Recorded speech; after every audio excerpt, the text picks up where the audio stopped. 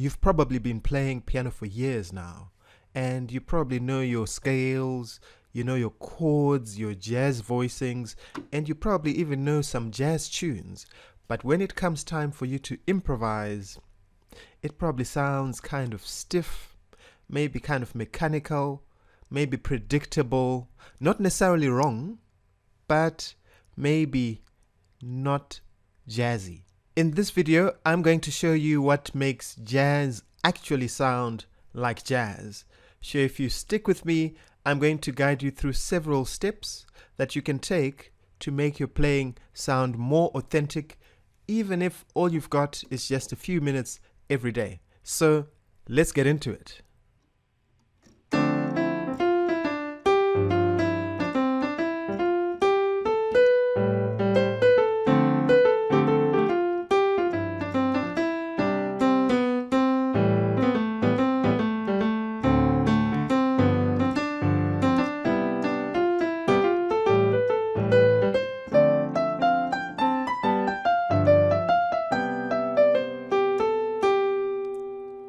So this is what a lot of people do when they are new to jazz. So in this case, I was playing a 2-5-1 progression, and yes, that's correct. I was playing 2-5-1, and over here I was playing scale and patterns, and yes, while that's not necessarily wrong, it's not really the language of jazz. I was actually trying to play it badly, but maybe it wasn't as bad as it could have been. So I want to show you and maybe explain how to get the jazz language, but also maybe what not to do or what people don't do that they should be doing. So the first thing is you're probably not listening to jazz enough, because jazz is a language and it's all about phrasing. So every language has got certain phrases that are spoken. You want to make sure that you're pronouncing your words correctly. You want to make sure that your words, when you put them together, actually form meaningful sentences. You want to make sure that you probably don't have a heavy or a funny accent, so that people can actually understand what you're saying. So that you can only do by listening to the music, because it is a language. If I were to choose a language maybe that I don't know at all, so let's say French or Spanish, I have no idea how to speak either. The best way for me to do this is if you take me to France or to a Spanish speaking country. That's probably the fastest way for me to do this, rather than learn the language from a book. Because yes, I might get the words, but for me to say these words in the right context, for me to pronounce them correctly, I have a better chance if I immerse myself in an environment where that language is spoken. So, first thing that I would encourage you to do is to listen to jazz. So what you could say to yourself is, figure out maybe the musicians that you like. In this case, I'm going to use the example of someone like Oscar Peterson, because that's someone who I like. I'm going to intentionally listen to a recording of Oscar Peterson, and my goal as I'm listening is I am going to learn just the first couple of bars of something that he plays. So one recording that I like of Oscar, which I'm actually going to open now, is Night Train. And I, in this video, am actually going to attempt to learn the beginning of his solo on Night Train. So hopefully I can learn how Oscar speaks the language, so that I can apply whatever I learn from him into my own playing later on. Okay, so let's try this out.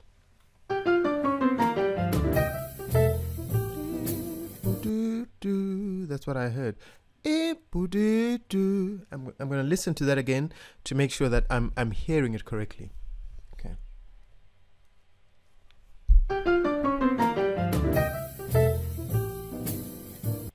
And I'm hearing a few more notes, but so we're in the key of G.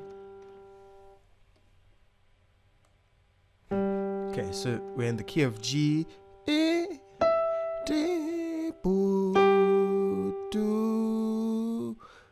Almost sounds like a guitar bending. You can't bend notes on a piano, so I think he's playing that. That's what I'm hearing. And remember, we're not just learning this to sound like Oscar Peterson. Maybe, yes, we like Oscar, and maybe that's our initial goal, but the goal is to learn the language of jazz. So even from that observation that I made now, like it should sound like you're bending a note. That's something that is part of the jazz language. Let me find out what notes he's playing in between, because it's definitely harmonizing.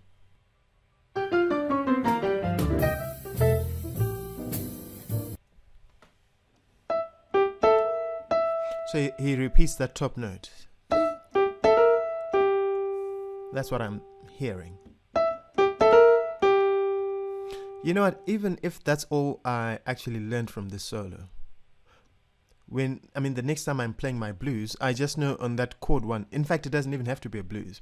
If I'm playing a major chord, I can do this sort of thing. Oh, actually, he's playing it on a C chord. So what is this? It's going to the 7th of C. So that's the 3rd of C. That's a chord tone of C as well. So it's in the key of G, but he's playing this on chord 4. So I'm trying to understand the language and seeing what he's doing. So let's see, could I possibly play the same thing on chord 1? So starting on the 3rd, what if I said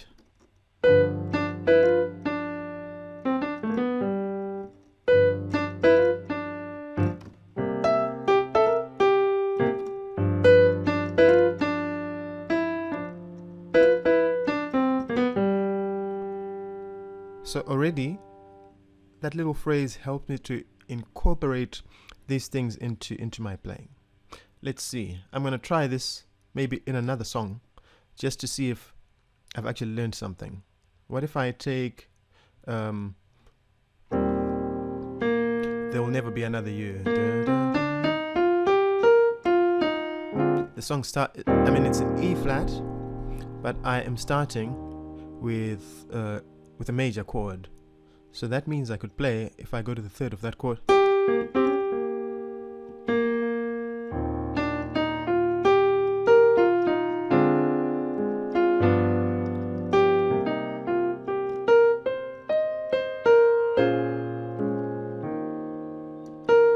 here I've just added that little piece of jazz language. So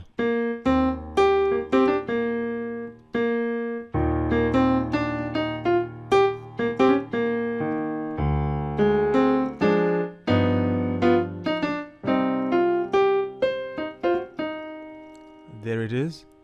So there, I just experimented because I know C minor is a relative of E flat. So I was like, what if I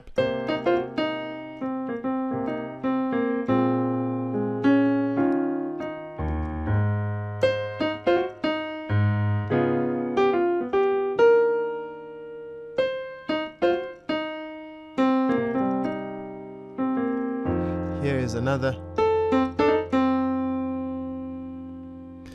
Actually, as I'm playing this, I'm realizing you could play it. There's several ways to think of that little piece of language. So you could play it just like Oscar did. He played this. If I go back to the key of G, he said he played that over a C chord, but to me it sounds like it's something that you could also play over the G chord. So you could think, wait, if I start on the 6th of that chord, if I'm on the C chord, that's the 3rd of C. So there's 2 ways which accidentally I've figured out you could actually incorporate this. And I've also realized on the relative minor,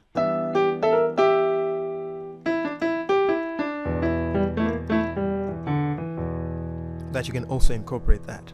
Okay, so one of the best ways for you to start sounding jazzy is to listen to jazz recordings, copy the greats and their playing, listen to their phrasing, take some of the phrases and basically experiment with them and try and apply them in as many places as possible.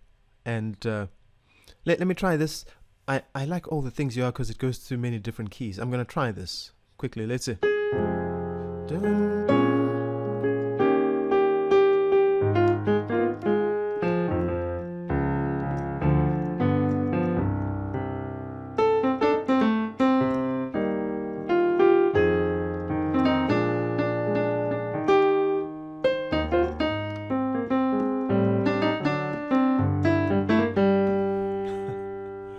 Right. So I won't even bother to learn the rest of it. So one phrase taught me a lot about sounding jazzier. Okay, so that's tip number one. Listen to jazz recordings and copy. The other problem that I see is that in jazz education, whether it's your lessons or music school, and maybe sometimes even tutorials, is you get fed all this different information. And I think a lot of people play information as opposed to playing jazz. So being told, okay, this scale goes over this chord, maybe you can play this pattern and so forth. But then it doesn't really sound like jazz. Sounds more like gymnastics or fancy exercises than jazz. So let's talk about some things that you can do to instantly make, even with that information, simple things that you can do to make your solo sound jazzier. One of them is if you try and make your chord tones fall on the beat. If you make your chord tones fall on the beat, so let's say I'm playing Take the A Train.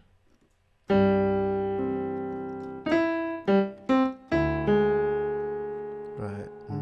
3, 4, 1.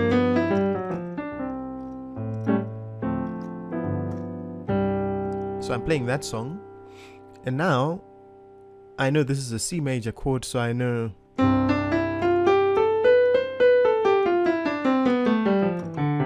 I can play any of these white notes, right? However, my chord tones for C are C, E, and G. For me to really sound jazzy, I want to try and make sure that these fall on the beat.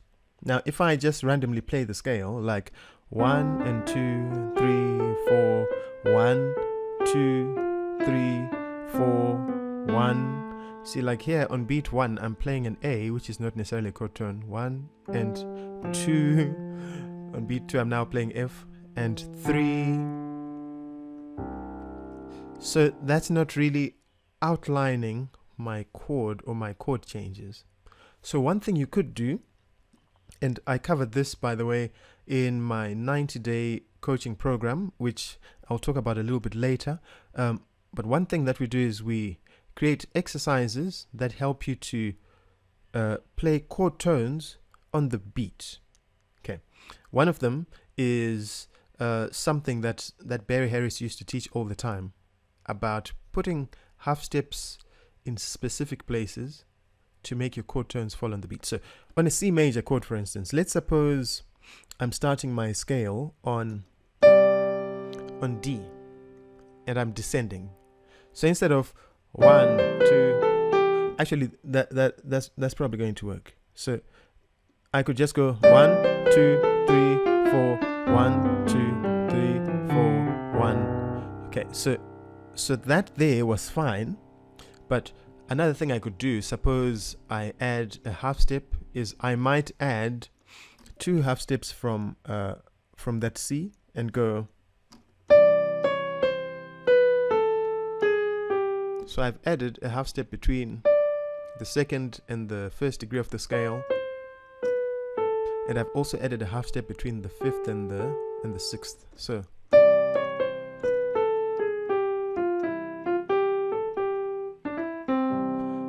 by doing that, just adding a half step,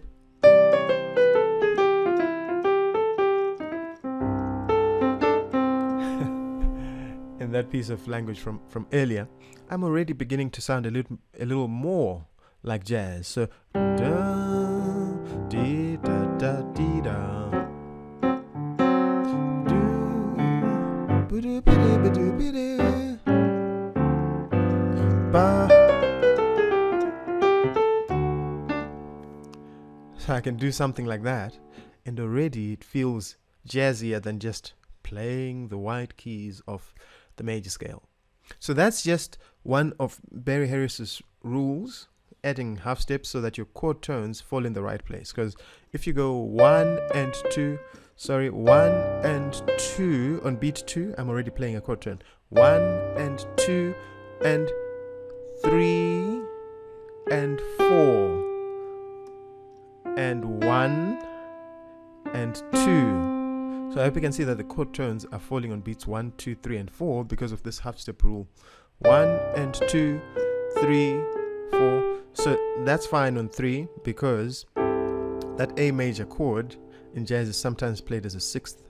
So the 6th can be considered a chord tone actually. 1 and 2, 3, 4. See beat 4 and 1 and 2.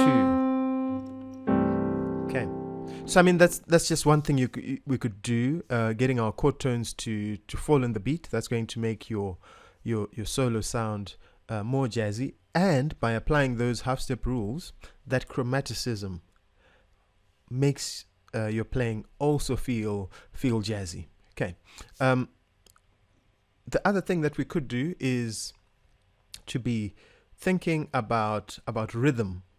So instead of just playing that information like scales up and down, again, if we take the first step and actually just listen to jazz recordings, you're going to hear that there's certain rhythmic phrases that that musicians like to use. So for instance, if I play ti pa di da ti da, that feels like a jazz phrase, like 1 2 3 4 pi pa bi da da da. I can literally play any note in the scale, and that should feel fine. So I can go, so that feels like I'm speaking the language of jazz. I could even start on a non-chord tone, and then that's also fine because I'm thinking rhythm.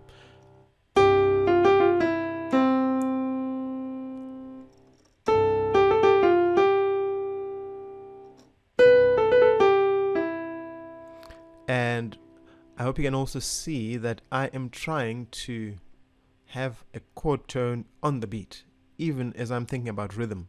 So these half step rules, chord tones on the beat, and then thinking about rhythm will really move you from simply playing scales and playing correct notes to you beginning to sound more like a jazz musician.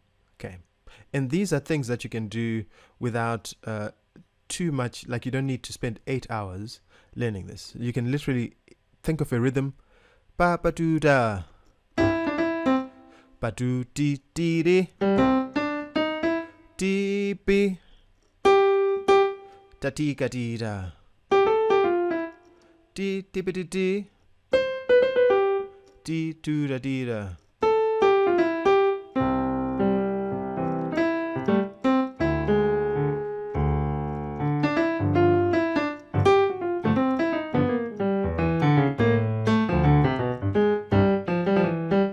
There's that rhythm right there. Okay, plus half step rules and so forth. Already the playing sounds a little more jazzy than just running up and down scales. Okay, if your playing's not sounding jazzy enough, maybe you haven't built the jazz vocabulary that you need. So like I said earlier, it's a language, and in language there's certain phrases that we use.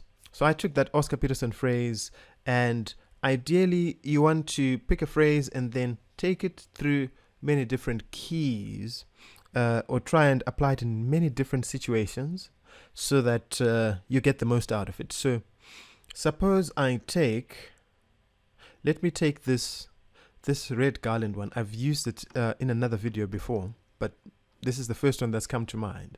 So this is on milestones over straight note chaser. So he plays this over a 2-5-1. So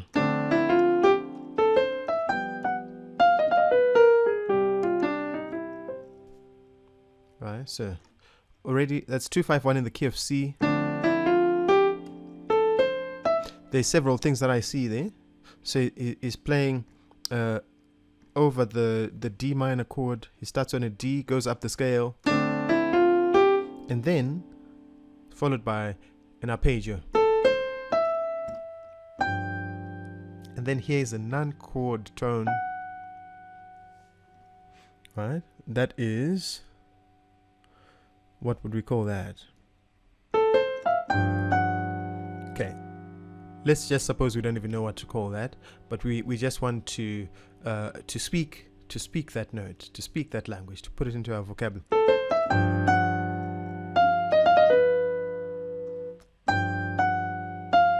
We could actually just consider that a passing note, actually. Okay, or part of that, you could call it a G7 or a G bebop scale. Right. Or as Barry Harris would call it, just a G7 scale with 1/2 step. So, and here are more notes that are not in the C major scale necessarily. That's not in there. That's like sharp 5. Sharp 5 for G.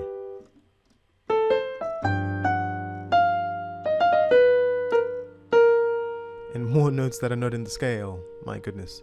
That's a sharp 9, flat 9. So, what is that?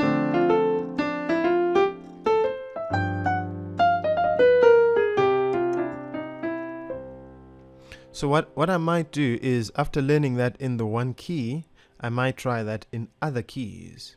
Okay. Sometimes I like to practice this in different ways. So I might go up the circle of fifths or go down in fourths. So I was playing this in the key of C, right? If I go up a fifth, I'm now in the key of G. So I'm going to go. What I like about that is, what I like about going up in fifths is that the shape of the line is pretty much the same. Like physically, when I look at it, it's those white keys next to each other, followed by a chord which is made up of all white keys. And then I go down in half steps, and then so it almost looks like the same thing that I played in C.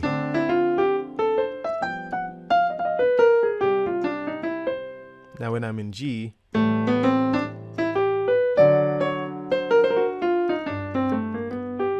when I go to the key of D, it's not that different. This is the only difference, that there's a black key here.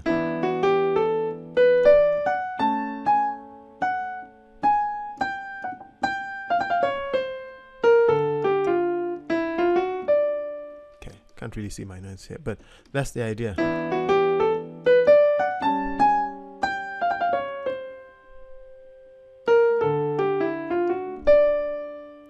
Okay, so I will try and practice this lick over, or rather in as many different keys as possible. And sometimes, maybe as adults, we don't really have time. It's really asking a lot for someone to just say, practice this in all 12 keys. So what might be even more effective is to say, okay, what song am I playing and where can I apply this? And that's you practicing that in a key. So suppose, let's say I am playing so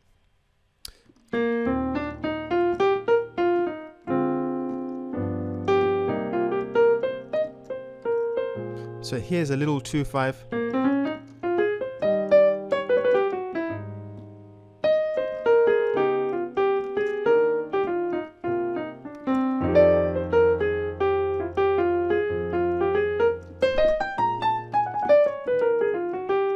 So I had two opportunities to play that lick in this song. So I played it once in the key of A flat, and then I also had an opportunity to play it in the key of E flat.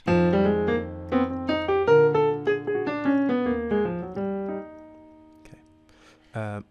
if you take it through, I mean, you could even be doing this in a bebop song. So let's say Donna Lee.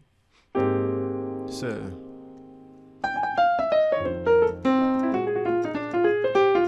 right, so you're thinking of that song. So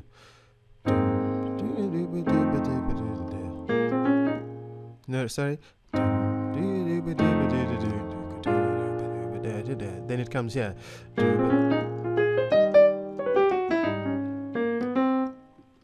Then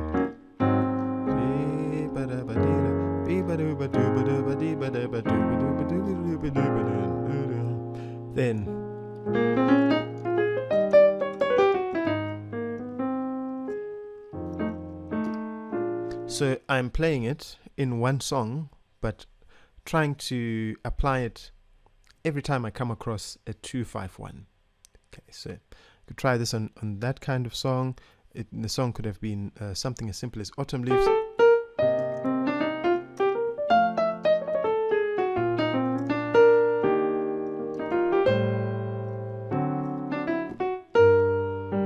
I'm going to wait for it to come again.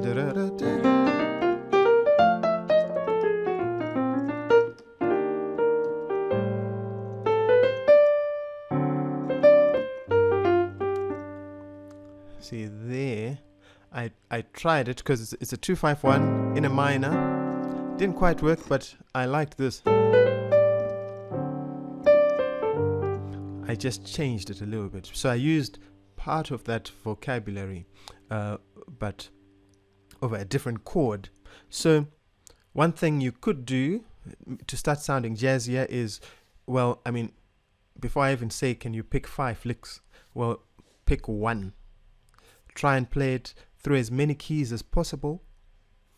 But even better, try and pick a simple song that you already play and see if you can apply that lick in that song. You could be playing Blue Posa. Find easy songs that are not giant steps or something like that. Here's a perfect place to try that lick.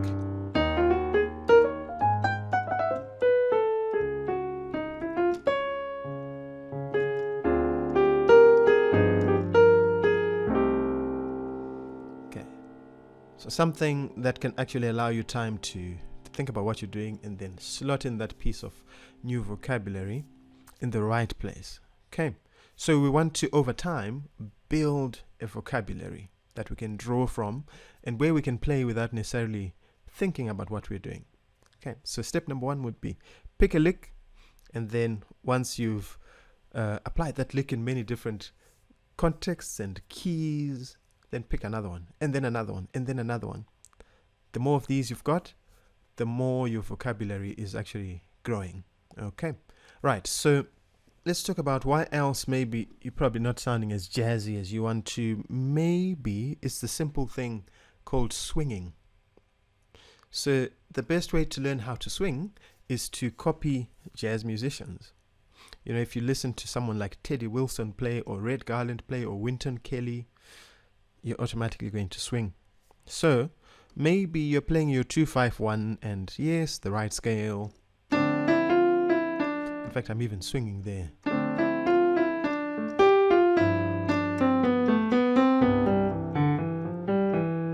Okay.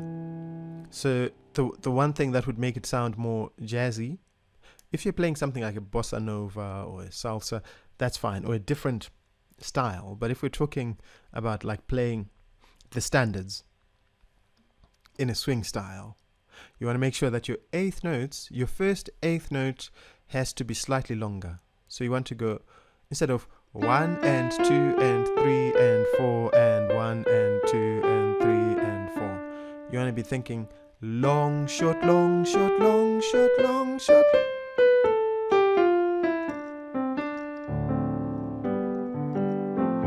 So if you're playing summertime,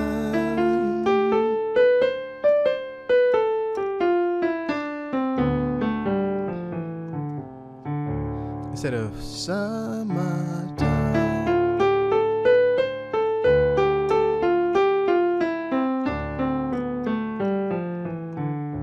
Okay, so you want to try and make your notes swing. So if you really you're thinking more. Your eighth notes are kind of like triplets. Takata, takata, takata, takata. 1, 2, 3, 1, 2, 3, 1, 2, 3, 1, 2, 3, and then combine those first two. Ta ta ta ta ta ta ta ta ta ta ta ta ta ta ta ta ta.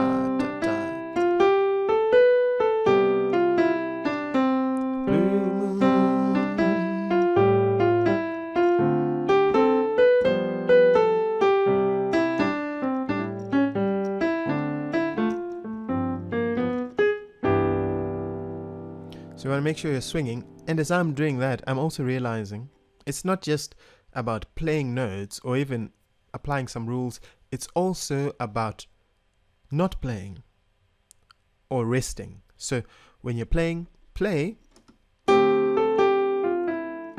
then stop playing so that you can then play the next phrase.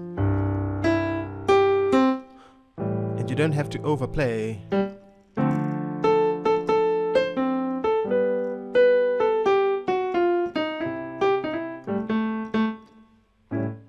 Not playing and then not playing.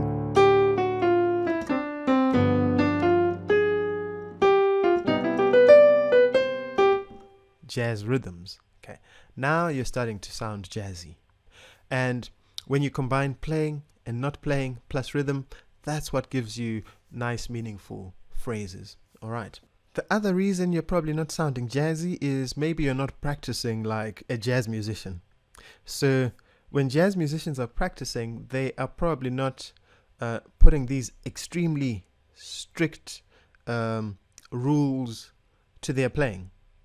So although they are really focused on one thing, they're not saying... So suppose I tell myself, okay, let me play for one bar.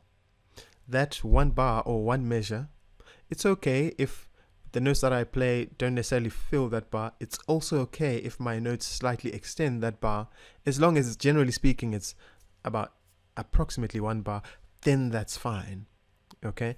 And suppose I'm playing a lick, which I've learned. So let's say this one that I played earlier.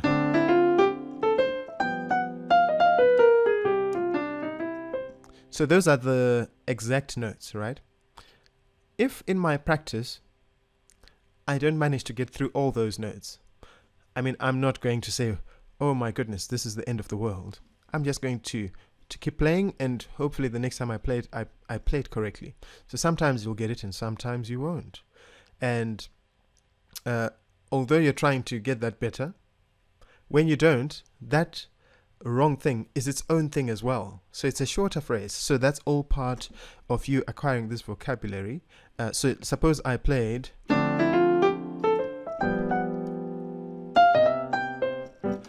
I've just ended it differently.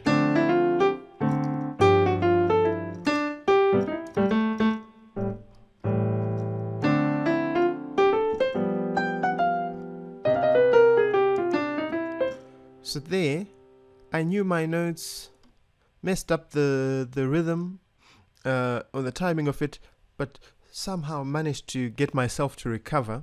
That's really how a jazz musician would be thinking about their practice. They wouldn't say, oh, no, let me start again because I played that note wrong.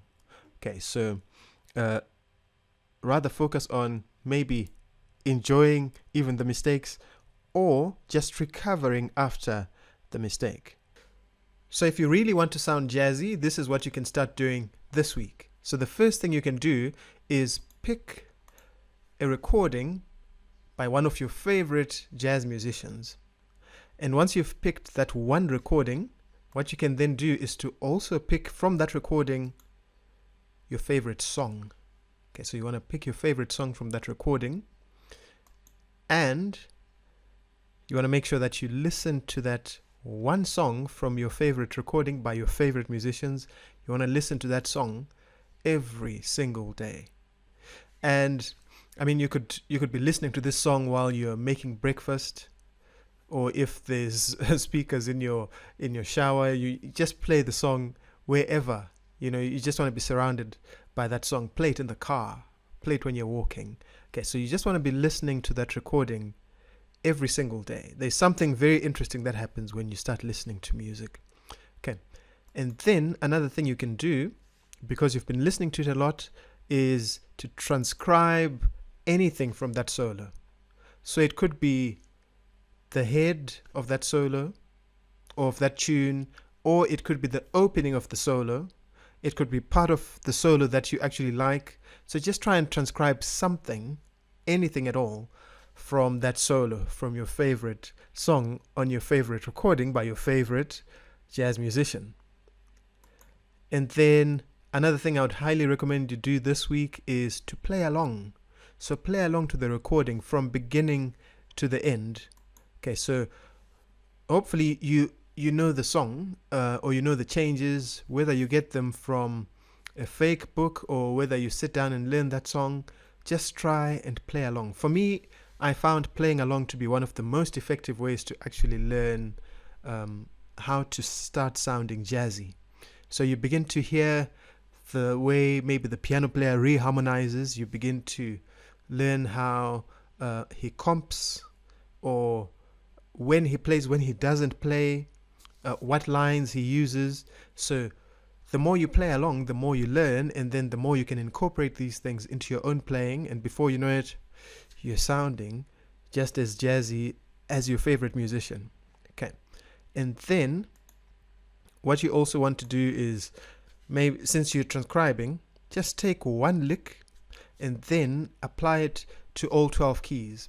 Sometimes 12 keys can sound like, ooh, that's a lot.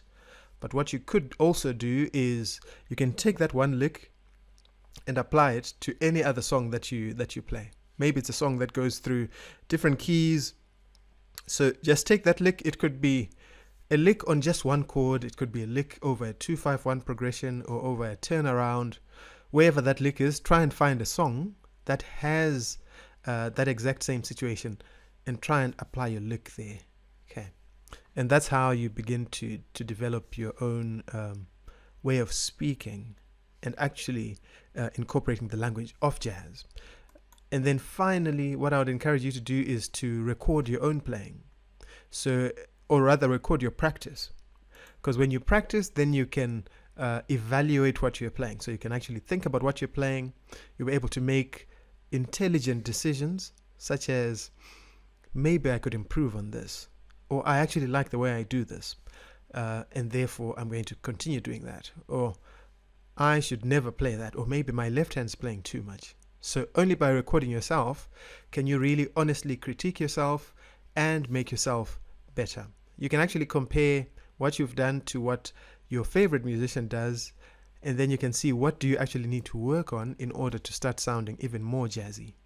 Okay, so give this a try for this week and see if you can continue doing the same thing week after week, whether you pick a new song or something from a new recording. Just try and stick with one thing and see it through before picking the next thing. But if you continue this process, you will soon be sounding like a real jazz musician. So if you have stuck with me this long, up to this point of the video, that tells me that you actually really care about your playing and you probably do want to improve your playing. So I really appreciate that. And I just want to take a moment to tell you about something that I've got coming up very soon, which you might want to be part of, which I'm sure will make your playing not only sound jazzy, but hopefully it opens your eyes and just gives you some enlightenment with regards to the world of jazz and the process of learning jazz. And this is a workshop that I will be hosting on Zoom on Saturday the 2nd of August. I'll be doing this at 5:30 p.m. Central African time, and I know most of my viewers are not from Africa, therefore you might just want to Google what 5:30 in Central Africa is wherever you are. So in order for me to do this on Zoom, I can only really send the link to people whose email addresses I've got. So if you want to be part of this, please feel free to click on the link, which I'm going to put in the description, and then I will send you the link to the Zoom meeting so that you can join me for that. If you can't make it, that's also fine, because I will be recording that meeting. So again, if I've got your details, I can always send you the link afterwards. So I mean, it's this free workshop on the 2nd of August. I'll be, like I said, giving you some insight into the process of learning jazz. And also I'll be giving you some information on something even bigger than just the one-day workshop, which is a 90-day program that I host. And I'm about to finish a 90-day program right now. So we're in July 2025. I'll be starting a new one at the beginning of September 2025. So you might want to know about that. So my new 90-day program starts on Saturday, the 6th of September. And I'm also going to put the sign-up link to that in the description to this video. Right, so maybe you've already followed some of my stuff, you like the way I teach, and you're ready to just go to the next level already. Yes, you'll attend the free workshop, but if you want to join the 90-day program already, I'm putting that link there in the description. And then finally, if you like what you see and you haven't subscribed to the channel already, please do so. I would really value your support, and you'll be able to see videos when I put them up. So I'm always giving out these tutorials, which hopefully are making a difference in some people's lives. So if you like the video, please click that like button. If you haven't subscribed, please subscribe. And I hope to see you guys in the next video. Practice, practice, practice. That's the only way you get better. All right, so see you soon.